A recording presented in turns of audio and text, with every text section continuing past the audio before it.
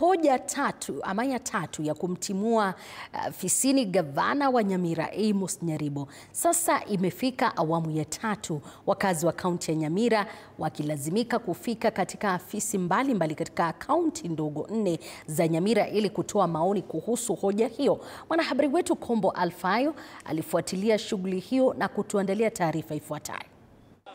Mamia wakazi katika kaunti ya Nyamira wamejitokeza kwa bashasha kutoa maoni kuhusu hoja kumbandua afisini gavana Amos Nyaribo baada ya mwakilishi wa wadi Nyamatuta Julius Matwere siku ya Jumatatu kuwasilisha bungeni hoja ya kumbandua afisini.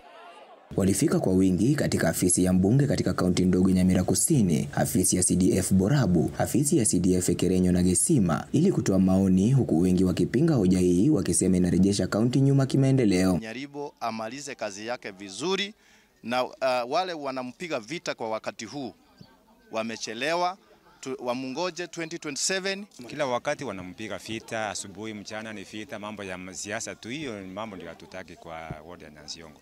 Sasa hizi matrekta ndio zimeingia, magari zinafanya kazi, zinalima barabara, wanangangana usiku na mjana, ndio wanaanza kumvuruga saa hizi. Wawaje mzee afanye kazi. Baadhi ya wakazi wanawataka wakilishi wadi kutafuta njia mbadala ya kusuluhisha migogoro na kutimiza ahadi walizotoa baada ya kufeli kwa hoja ya pili. Hata maneno ya school fees ya watoto ambao walikuwa wanalangalanga kwa parapara, siku hizi watoto wametulia, wako shuleni. Kwa hivyo amefanya kazi hata kwa kukua na vita kwa nyumba. Huwezi nunua chochote kwa sababu ni vita tu peke yake, mnaendelea kupishana. Kwa hivyo nasema ya kwamba wacha wamwache amalize mwaka yake, kwa sababu vile ambavyo hata trakta mandra imekwama. Ni vile inaingia juu hatujaona Kenya amefanya vizuri.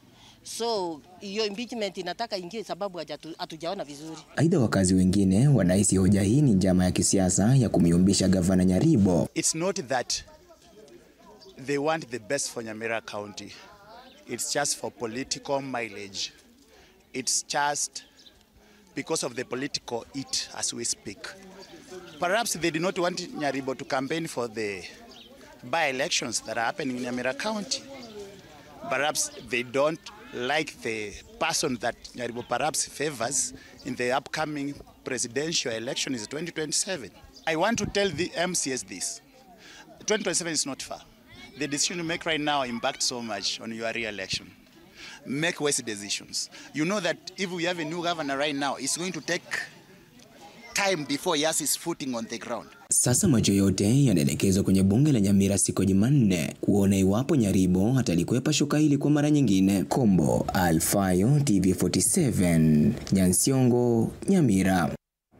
Katika masuala ya